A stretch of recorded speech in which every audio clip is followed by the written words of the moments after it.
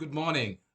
This is another beautiful day, another beautiful morning, and I'm back with another episode on my presentation here on Obeng Bash channel.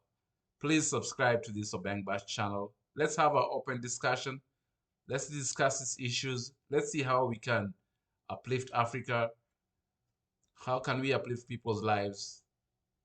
How can we uplift the general living standard of everybody? But in Africa, we have a problem with corruption.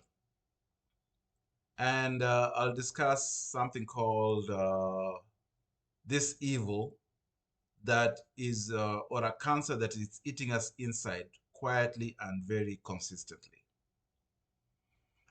Because it has a cost. And here is what I'm going to discuss. What is the cost of corruption? How does corruption cripple the very heart of development in Africa? Across the continent, corruption acts as a formidable barrier to the progress of the continent of several countries. It's just not about the illegal flow of funds, the impact of a deeply systematic system of corruption that's affecting every layer of society. It's more than that. It's more than the illegal flow of funds. It's more than just the society impact that how people live and how they think on a daily basis. Economically, corruption leads to stagnation. You can't move because of corruption around you. As corrupt practices in the society will deter foreign investors who fear for the safety and returns of their investment. So if your society is corrupt, foreign investors, including your own diaspora, have a fear in the safety of returns of the investments. So because the country is corrupt, the diaspora of your own people or other people who have extra funds that would like to invest, they take a pause. They say, I don't want to get involved in this. Let me do a little more research because of corruption in the society. This lack of investment stifles innovation and hinders economic growth, keeping the cycle of poverty in motion. So if there's no investments, there's no industries, there's no job creation, then economic growth is stunted. And I know a lot of government people know that, but they still get involved in corruption. So you wonder why. So socially, corruption erodes trust in institutions. When leaders and officials are seen as corrupt, it diminishes public confidence and undermines the legitimacy of governance. So that it already affects the society because now you don't trust the people in leadership. This lack of trust spills over into your everyday life, affecting how you or how citizens interact with each other and within their government. So when one leader is corrupt, it will affect the entire society. Because now the people will start interacting as they see their officials interacting. Moreover, there's a stark relationship between high levels of corruption and the low standards of living. Areas or the countries that have the most corruption in Africa, or in the gauge of the global statistics, the countries that have the most corruption tend to be the ones that have the lowest standard of living of their people. So this correlation is big. So if your country is one of those that has been listed as the most corrupt, look around and you'll find that the people are living in stark poverty. In regions where corruption is rampant, resources that could have been used to improve infrastructure, resources that could have been used to improve healthcare, or resources that could have used to be used for education are misappropriated and put in our people's pockets, leading to inequality and leading to hardship of the people in the society. So as you can see, it's a negative, it's an ill that anybody with any kind of brains should limit or eradicate it in their countries. So the evidence is clear. Corruption is enemy of progress. It's draining resources and hope for the millions of people in those countries. Yet, amidst all these widespread challenges, some nations, African nations, are like Seychelles, like Rwanda, like Mauritius, like Botswana. They shine as a beacon of hope. How are they doing it? Because they're in Africa and they're able to at least fight corruption at a very high level in Africa. Seychelles, an archipelago in the middle of the Indian Ocean, has taken significant strides in curbing corruption.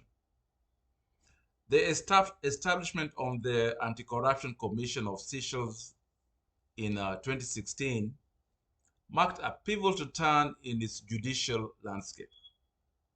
This body is empowered to investigate ills. They can investigate corruption cases independently without interference from the government. Once there's government interference, then these institutions are not going to be independent. So without government interference, ensuring that justice is served impartially makes the whole society also realize that corruption is not good. Furthermore, Seychelles has enhanced transparency in government procurement processes. This initiative requires all government transactions to be public and undergo rigorous scrutiny, reducing the chances of corrupt dealing significantly. So when tendering and procurement is done free and fair, and it's done in the public, then you realize that there is no corruption. With that, there is no corruption, then things are done fairly, and everybody is winning in that situation. Another country that has a good positive response to corruption is Rwanda.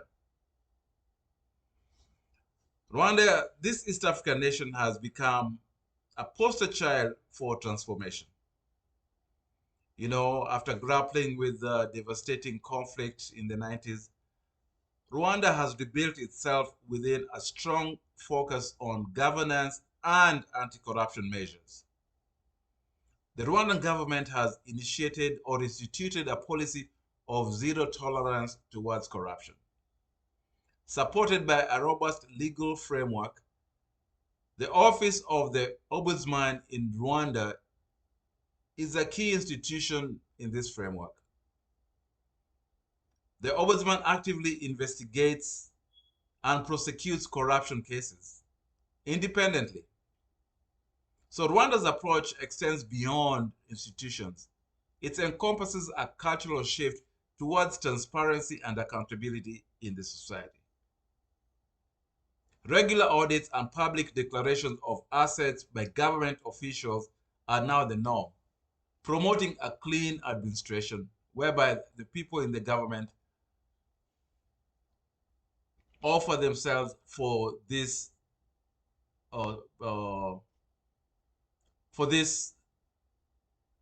offering resource, or you are able to see exactly what they own and where and how they made it.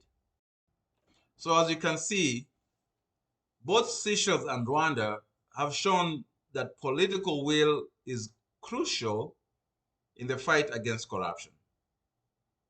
Leaders in these countries have not only enacted strong laws, but also remained committed to enforcing the laws that they enacted. This commitment is evident in their consistent ranking on the global corruption indexes, where they often outperform many other African countries. So their government will also has to be part of it. So these examples of Seychelles and Rwanda highlight a critical and crucial point. The battle against corruption can only be won with concerted efforts and the right strategies by prioritizing legal integrity and institutional robustness. These countries have managed to create systems that deter corruption and the corruption practices effectively. So they're working. So these African countries are able to do it. Why are not others able to do it? So these countries demonstrate that with the right measures, corruption is not an inevitable fate. It can be ended. So what specific strategies have these countries employed to achieve such remarkable turnarounds? In the fight against corruption, Seychelles and Rwanda have benchmarked through a blend of innovative and traditional approaches. So they've combined the approaches.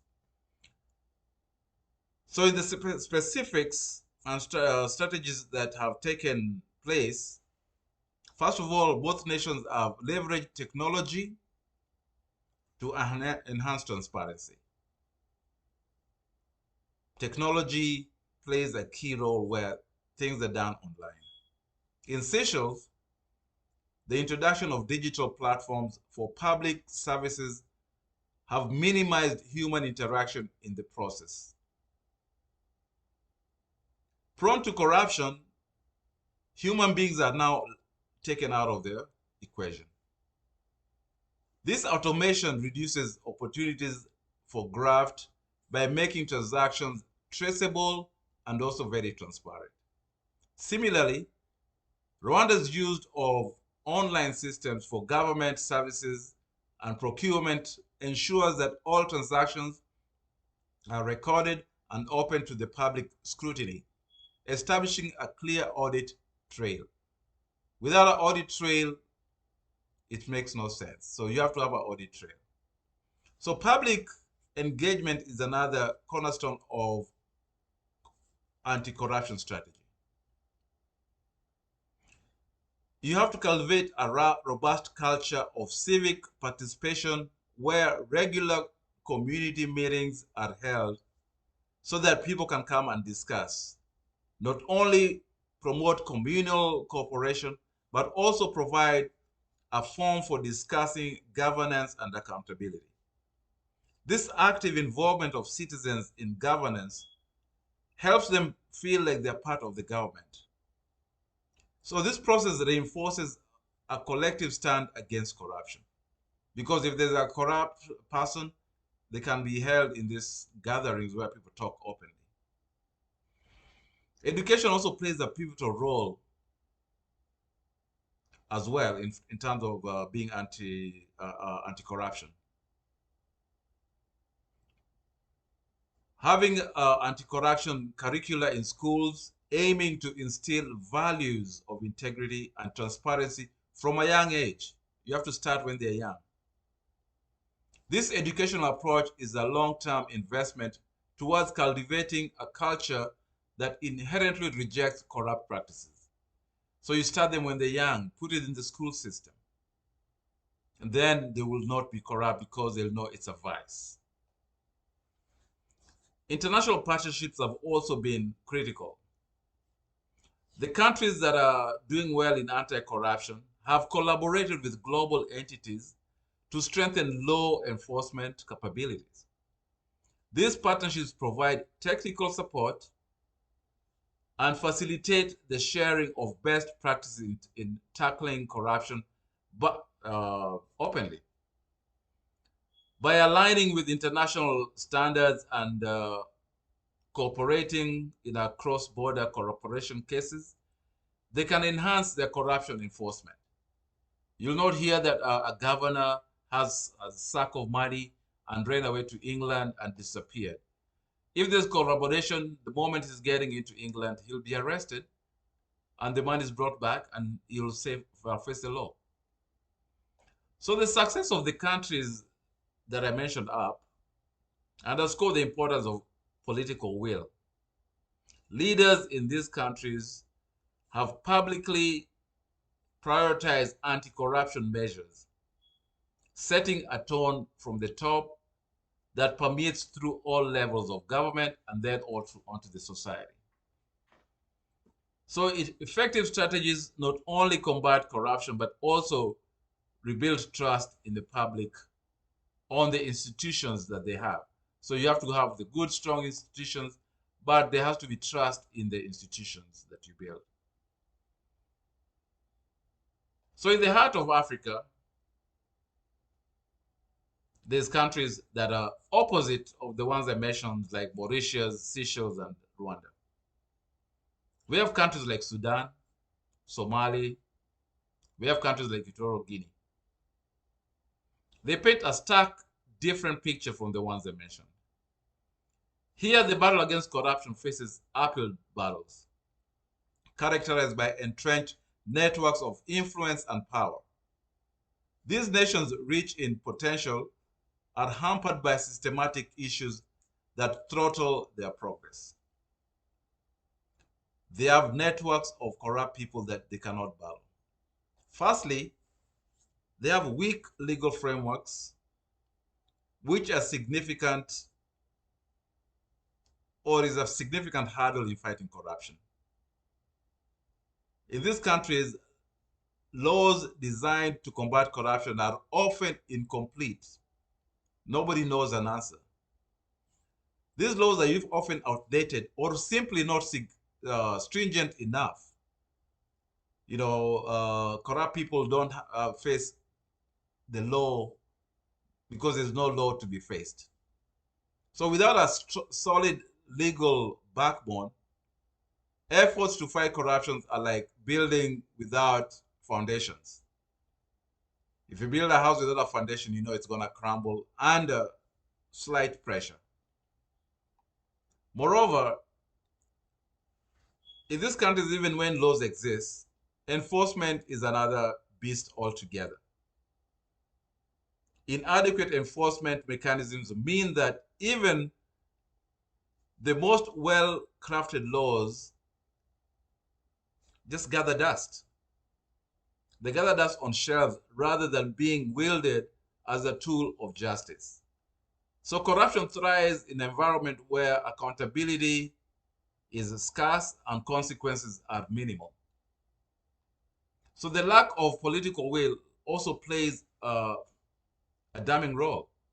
Leadership in these countries often lack the commitment to genuinely tackle the graft that pervades their systems. This reluctance can often stem from fear of political instability or loss of personal gain, or simply an underestimation of corruption corrosive impacts. They just don't know how corrosive corruption is because they're thinking about their own personal gain. So the continent underscores the critical need for tailored approaches for each country. Unique challenges, because each country has unique challenges and it's not the same. Each struggling nation must craft its own path out of the quagmire of corruption. What works in Burundi might not work in South Sudan. They all have their own quagmire on how to deal with it. So informed by the successes of neighbors, but adjusted for local realities within their own countries. So they can copy Seychelles, Mauritius, Botswana, but also they have to design it for their own countries. But the government has to have the willpower to do it, and they also have to have an open system. So they have to also enhance on their technology. Only then can they hope to lift the shadows of corruption and step into the brighter and more equitable future for their people. So there's hope. So recognizing the problem is the first step. Right now we have standards, global standards, so they know there's a problem, but they have to accept and acknowledge those problems. So as we navigate the complex landscape of corruption, a clear and actionable roadmap is essential for transformation changes. This change hinges on three pivotal areas: strengthening legal frameworks, enhancing enforcement mechanisms, and fostering international cooperation. Firstly, fortifying legal framework involves revising and updating laws to close gaps that allow corruptions to flourish. This means drafting laws that are not only tough on corruption, but also adaptable to the evolving tactics of these or those engaged in corruption or corruption practices. Laws need to be clear, they need to be comprehensive, and most importantly, enforceable. You cannot put a law that you cannot enforce. Number two, enhancing enforcement mechanisms is critical. It's not enough to have strong laws on paper. The real challenge lies in the implementation. This requires well-resourced and independent institutions capable of enforcing these laws without prejudice or interference. So strengthening these institutions means providing adequate funding, training, and technology to carry out investigations and prosecution effectively without government interference. Moreover, corruption is borderless. It's a borderless crime that often involves cross-national networks. Therefore, fostering international cooperation is crucial. By working together, countries can share intelligence, streamline extradition processes, and support one another in the recovery of stolen assets. International partnerships can also help standardize anti-corruption laws across the borders, making it harder for corrupt individuals to find safe havens in other countries within the continent. So resource mobilization is critical. Effective anti-corruption efforts require substantial resources, which many African nations struggle to allocate. International aid and partnerships can play a significant role in this area, not only in providing financial support, but they can also share best practices and technical expertise if you don't have those in your countries. So you have to collaborate with international law and countries. Civic society must not be overlooked. Civil society, not civic, civil society. Civil society plays a vital role in maintaining pressure on governments to uphold transparency and accountability. If your country's civil society is dead, then you know corruption is rampant because there's nobody checking on them or stopping them. So empowering civil society groups, including the media, the non-government organization, can help ensure that these issues remain in the forefront of public discourse, so where they discuss it openly. So by strengthening legal frameworks, enhancing enforcement mechanisms, fostering international cooperation, mobilizing resources, and empowering civil society, we can create a robust anti-corruption ecosystem, each step taken by itself being independent, and each step taken is a step towards dismantling the intricate network of corruption. So every step towards transparency brings us closer to a continent thriving on equity and justice. And that's what we need. So the path is laid out before us, but who will walk it? We have a path. Who is going to walk the path? In the journey towards a future free of corruption, the roles of policymakers, civil society, and international partners are pivotal. It's a collective endeavor that requires unwavering commitment and strategic action amongst or within everybody. Imagine a continent where every resource is used for its intended purpose, where development is not a mere dream, but a visible, achievable reality. This isn't just aspiration, it's a necessary path to securing and prosperity in Africa, because every resource has to be used for what it's allocated for. The urgency to act cannot be overstated. Every moment lost to inaction is a disservice to the millions who face the daily realities of corruption consequences. It is not merely about improving ranking on transparency reports, but it's a real, tangible impact on the lives of people. Schools cannot be built, roads that could not be repaired, and health services that could not be improved hinges on our ability to curb the corrosive effect of corruption. The effects of corruption are corrosive. It's like iron rotting. So to the policymakers, it is imperative to strengthen legal frameworks and enforcement mechanisms, and they can ensure the laws are not only on paper, but are actively implemented, and that justice is served impartially. To civil society, remain the vigilant watchdogs, educate, empower, and mobilize communities to demand accountability. Your voice is very powerful, capable of ushering in a new era of transparency. So those countries that do not have civil society, you're doing injustice to your own people, because they don't have a voice that they can lend to the society to make their lives better. With those few remarks, I just want to say the great opportunity is great. It can be done, but the society also has to play a role, because it's not going to be done by just the government. With those few remarks, I just want to say thank you for listening, and bye. See you in the next one.